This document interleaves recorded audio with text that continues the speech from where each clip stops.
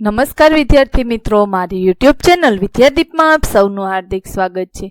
મિત્રો, આજે આપણે ધોરણ 7 વિષય છે સામાજિક વિજ્ઞાન, તેમાં બીજા સેમેસ્ટરનો પાઠ 17મો. આ પાઠનું નામ છે જાતિગત ભિન્નતા. આ પાઠના સ્વ અધ્યયન પોથીના પ્રશ્નો અને તેના જવાબો વિશે આજે આપણે આ વિડીયોની અંદર માહિતી મેળવીશું. વિદ્યાર્થી મિત્રો, જો તમે મારી ચેનલમાં નવા હોય તો મારી ચેનલને જરૂરથી સબસ્ક્રાઈબ કરો, વિડીયો લાઈક કરો, શેર કરો અને બેલ નોટિફિકેશન આઇકોન ઓન કરો, જેથી આગળના દરેક નવા વિડીયોની નોટિફિકેશન તમારા મોબાઈલની સ્ક્રીન પર મળી શકે. તો ચાલો વિદ્યાર્થી મિત્રો શરૂ કરીએ.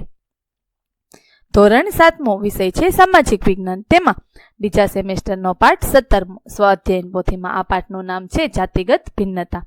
તેમાં પહેલો પ્રશ્ન, નીચે આપેલા દરેક પ્રશ્નના ઉત્તર માટે આપેલા વિકલ્પોમાંથી સાચો વિકલ્પ શોધી બોક્સમાં લખો. પેલો પ્રશ્ન છે, ભારતના પ્રથમ મહિલા રાષ્ટ્રપતિ બનવાનું ગૌરવ કયા મહિલા મહાનુભાવને પ્રાપ્ત થયું હતું? તો જવાબમાં આવશે ઓપ્શન સી, પ્રતિભાસિંહ પાટીલ. બીજો પ્રશ્ન છે, તેના જવાબમાં આવશે ઓપ્શન બી, ઇન્દિરા ગાંધી. ત્રીજામાં ઓપ્શન સી, હરિયાણા. ચોથો પ્રશ્ન, કલ્પના ચાવલાનું નામ કયા ક્ષેત્ર સાથે જોડાયેલ છે? તો જવાબમાં આવશે ઓપ્શન ડી, ઉપરોક્ત એક પણ નહીં. પાંચમો પ્રશ્ન છે, તેના જવાબમાં આવશે ઓપ્શન સી, 10 વર્ષ. છઠ્ઠા પ્રશ્નના જવાબમાં ઓપ્શન સી, 919. સાતમા પ્રશ્નના જવાબમાં ઓપ્શન ડી, કલ્પના ચાવલા. આઠમામાં ઓપ્શન એ, 2021. ત્યાર પછી પ્રશ્ન નંબર 2, નીચેની ખાલી જગ્યામાં યોગ્ય શબ્દ મૂકી વાક્ય પૂર્ણ કરો. પેલું વાક્ય, જાતિગત ભિન્નતાની અસર મોટે ભાગે ગામડામાં જોવા મળે છે. ત્યાર પછી બીજી ખાલી જગ્યામાં આવશે 940. ત્રીજામાં આવશે સમાજ વ્યવસ્થા. ચોથામાં આવશે સુષ્મા સ્વરાજ. ત્યાર પછી પ્રશ્ન નંબર 3, નીચેના પ્રશ્નોના ઉત્તર 2-3 વાક્યોમાં લખો. પેલો પ્રશ્ન છે, જાતિગત ભિન્નતા એટલે શું? જવાબ, આપણા દેશમાં છોકરા અને છોકરીઓના જન્મ પ્રમાણ અને ઉછેરમાં અસમાનતા જોવા મળે છે, તેને જાતિગત ભિન્નતા કહે છે. બીજો પ્રશ્ન, શા માટે અગાઉના સમયમાં પુત્ર જન્મને જ મહત્વ આપવામાં આવતું? જવાબ, પહેલાના સમયમાં લોકો જાગૃત અને શિક્ષિત ન હતા. તેઓ એવું માનતા, દીકરી તો પારકી થાપણ કહેવાય, જ્યારે દીકરાઓ મોટા થઈને તેમની સાળ સંભાળ રાખશે અને પોતાનો વંશવેલો આગળ વધારશે. માટે પહેલાના સમયમાં પુત્ર જન્મને પ્રાધાન્ય આપવામાં આવતું. ત્યાર પછી ત્રીજો પ્રશ્ન, દીકરી જન્મને ઉત્તેજન અને જન્મ દર વધારવા સરકાર દ્વારા કયો કાયદો બનાવવામાં આવ્યો છે? દીકરી જન્મને ઉત્તેજન અને જન્મ દર વધારવા સરકાર દ્વારા સ્ત્રી ભ્રૂણ હત્યાનો કાયદો બનાવવામાં આવ્યો છે. ચોથો પ્રશ્ન, સરકારના વિશેષ પ્રયત્નોથી કયા કયા ક્ષેત્રોમાં કન્યાઓની સંખ્યા વધી રહી છે? સરકારના પ્રયત્નોથી હાલમાં રમતગમત, ફિલ્મ, મનોરંજન, રાજકારણ, અવકાશ, વિજ્ઞાન અને સંશોધન તથા સંરક્ષણ જેવી કામગીરીમાં કન્યાઓની સંખ્યા વધી રહી છે. પાંચમો પ્રશ્ન, ઈસવીસન 1971ના ભારત પાકિસ્તાન યુદ્ધ વખતે ભારતના વડાપ્રધાન કોણ હતા? ઈસવીસન 1971ના ભારત પાકિસ્તાન યુદ્ધ વખતે ભારતના વડાપ્રધાન ઇન્દિરા ગાંધી હતા. ત્યાર પછી છઠ્ઠો પ્રશ્ન, લતા મંગેશકરે વિવિધ ભાષામાં કેટલા ગીતો ગાયા છે? લતા મંગેશકરે એ વિવિધ ભાષામાં 40,000 કરતાં વધારે ગીતો ગાયા છે. સાતમો પ્રશ્ન, કલ્પના ચાવલાનું અવસાન કઈ રીતે થયું હતું? કલ્પના ચાવલાનું અવસાન અવકાશ યાત્રા પૂર્ણ કરીને પરત ફરતા થયેલા અકસ્માતમાં થયું હતું. આઠમો પ્રશ્ન, તમારા વિસ્તારની કોઈ પણ 3 સફળ મહિલાઓના નામ જણાવો. ગીતા રબારી, અલ્પા પટેલ, કિંજલ દવે વગેરે અમારા વિસ્તારની સફળ મહિલા છે. ત્યાર પછી પ્રશ્ન નંબર 4, નીચેના પ્રશ્નના ઉત્તર 2-3 વાક્યોમાં આપો. તેમાં પહેલો પ્રશ્ન, બાળ ઉછેર અંગે કઈ કઈ બાબતોમાં ભેદભાવ જોવા મળે છે? ભારતીય સમાજમાં દીકરા દીકરી વચ્ચે કપડાં પહેરવામાં, રમતો રમવા, વાહન ચલાવવામાં, ખોરાકની બાબતમાં, હરવા ફરવામાં, આચાર વિચાર અને વ્યવહારમાં, ઉચ્ચ શિક્ષણ મેળવવા વગેરે બાબતોમાં ભેદભાવ, અસમાનતા જોવા મળે છે. દેશના કેટલાક વિસ્તારોમાં દીકરીઓને પ્રાથમિક શિક્ષણ પણ પૂરું કરાવવામાં આવતું નથી.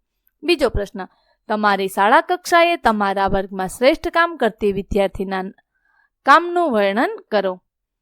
અમારા વર્ગમાં નિરાલી નામની છોકરી વર્ગમાં શ્રેષ્ઠ કાર્ય કરે છે, જેમ કે પ્રાર્થના કરવી, બોર્ડ શણગારવું, વર્ગખંડમાં શાંતિ જાળવવી, શિક્ષક ન હોય તો હોમવર્ક ચેક કરવું તેમજ વિવિધ સાંસ્કૃતિક પ્રવૃત્તિઓનું આયોજન કરવું જેવી પ્રવૃત્તિઓ કરે છે. ત્રીજો પ્રશ્ન, આઝાદી સમયે મહિલાઓ કઈ રીતે આંદોલનમાં જોડાઈ હતી? આઝાદી મેળવવા માટે અંગ્રેજો સામે ગાંધીજીના નેતૃત્વ નીચે અનેક પ્રકારના આંદોલનો થયા. કસ્તુરબા સાથે ગુજરાત સહિત દેશભરની મહિલાઓ આંદોલનમાં જોડાઈ હતી. ત્યાર પછી પ્રશ્ન નંબર 6, ટૂંકનોંધ લખો. તેમાં પહેલી ટૂંકનોંધ, ભારતમાં શિક્ષણ અને રૂઢિગત માન્યતા. ભારતના બંધારણે 6 થી 14 વર્ષની ઉંમરના દેશના દરેક બાળકોને મફત અને ફરજિયાત શિક્ષણ આપવાનું નક્કી કર્યું છે. વળી આજના સમયમાં છોકરા છોકરીઓને શિક્ષણ પ્રાપ્ત કરવાનો સમાન અધિકાર આપવામાં આવ્યો છે. આમ છતાં રૂઢિગત માન્યતાને લીધે દેશના કેટલાક વિસ્તારોમાં કન્યાઓને શિક્ષણનો અધિકાર ભોગવવાની કેટલીક અગવડો વેઠવી પડે છે. વાલીઓ તેમને પ્રાથમિક શિક્ષણ પણ પૂર્ણ કરાવતા નથી. સમાજમાં પ્રવર્તતો આ ભેદભાવ બાળલગ્ન જેવા કુરિવાજને પ્રોત્સાહન આપે છે. બાળલગ્નને લીધે મુખ્યત્વે કન્યાઓ શિક્ષણમાં પ્રગતિ સાધી શકતી નથી. સરકાર દરેક સ્તરે કન્યાઓને મફત શિક્ષણ અને વિશેષ સગવડો આપી રહી છે. આમ છતાં વાલીઓ પોતાની દીકરીઓને ઉચ્ચ શિક્ષણ આપવામાં કચકાટ કરે છે. ત્યાર પછી પ્રશ્ન નંબર 7, માગ્યા મુજબ પ્રવૃત્તિ કરો. પહેલી, તમારી શાળામાં ઇતર પ્રવૃત્તિઓમાં ઉત્તમ દેખાવ કરતી 10 કન્યાઓની યાદી તૈયાર કરો. અમારી શાળામાં ઇતર પ્રવૃત્તિઓમાં ઉત્તમ દેખાવ કરતી કન્યાઓ જેમ કે સુરાલી, પ્રિયંકા, જેની, જેમિશા, સ્મિતા, પ્રિયાંશી, પાયલ, અંકિતા અને પરી. આ પ્રશ્નનો જવાબ તમારે જાતે પણ લખી શકો છો. ત્યાર પછી બીજો પ્રશ્ન, વિવિધ ક્ષેત્રોની 5 સફળ મહિલાઓનો ટૂંકો જીવન વૃત્તાંત તૈયાર કરો. ઇન્દિરા ગાંધી 29 નવેમ્બર 1917 થી 31 ઓક્ટોબર 1984 ભારત દેશના ત્રીજા અને પ્રથમ મહિલા વડાપ્રધાન છે. વર્ષ ઈસવીસન 1966 થી ઈસવીસન 1977 અને 1980 થી ઈસવીસન 1984 સુધી 15 વર્ષ ભારતના વડાપ્રધાન તરીકે સેવા આપી હતી. ઇન્દિરા બીજા સૌથી લાંબી સેવા આપતા વડાપ્રધાન બન્યા. ત્યાર પછી બીજું છે પ્રતિભા દેવીસિંહ પાટીલ. 19 ડિસેમ્બર 1934 પ્રજાસત્તાક ભારતના 12મા અને આ પદ મેળવનારા પ્રથમ મહિલા રાષ્ટ્રપતિ હતા. તેમણે 25 જુલાઈ 2007ના રોજ ડોક્ટર એપીજે અબ્દુલ કલામના અનુગામી બની ભારતના રાષ્ટ્રપતિ તરીકેના શપથ લીધા હતા અને 25 જુલાઈ 2021ના રોજ નિવૃત્ત થયા. તેમના અનુગામી પ્રણવ મુખર્જીએ 25 જુલાઈ 2021ના આ પદ સંભાળ્યું. ત્રીજું છે કલ્પના ચાવલા. 1 જુલાઈ 1961 થી 1 ફેબ્રુઆરી 2003 એક ભારતીય અમેરિકન અવકાશયાત્રી હતા. તેમણે પ્રથમ ઈસવીસન 1997માં કોલંબિયા પર મિશન નિષ્ણાત અને પ્રાથમિક રોબોટિક આર્મ ઓપરેટર તરીકે ઉડાન ભરી. Kalpana Chawla Columbia space shuttle દુર્ઘટનામાં માર્યા ગયેલા 7 સભ્યોમાંથી એક હતા. ચોથા છે સુનીતા વિલિયમ્સ. જન્મ 19 સપ્ટેમ્બર 1965 ઈસવીસન 1965 યુનાઇટેડ સ્ટેટ્સના નૌકાદળના અધિકારી અને નાસાના અવકાશયાત્રી છે. તેમને અભિયાન 14ના એક સભ્ય તરીકે આંતરરાષ્ટ્રીય અવકાશ મથકની કામગીરી સોંપવામાં આવી હતી અને પછી તેઓ અભિયાન 15માં જોડાયા હતા. તેઓ સ્ત્રી અવકાશયાત્રી તરીકે અવકાશની સૌથી લાંબી સફર કરવાનો વિક્રમ ધરાવે છે. પાંચમું છે પીટી ઉષા. ગોલ્ડન ગર્લ તેમજ પાયોલી એક્સપ્રેસ તરીકે પ્રેમપૂર્વક જાણીતી પીટી ઉષા ભારતની સૌથી સફળ રમતવીરોમાં એક છે. તત્પરતા ધરાવતી આ મહિલાએ લગભગ 2 દાયકા સુધી રનિંગ ટ્રેક પર શાસન કર્યું છે અને વિશ્વભરની દરેક છોકરી માટે પ્રેરણા બની છે.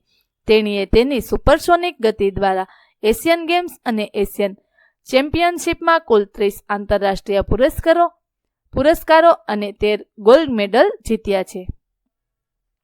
વિદ્યાર્થી મિત્રો, અહીં આપણે ધોરણ 7મો વિષય છે સામાજિક વિજ્ઞાન.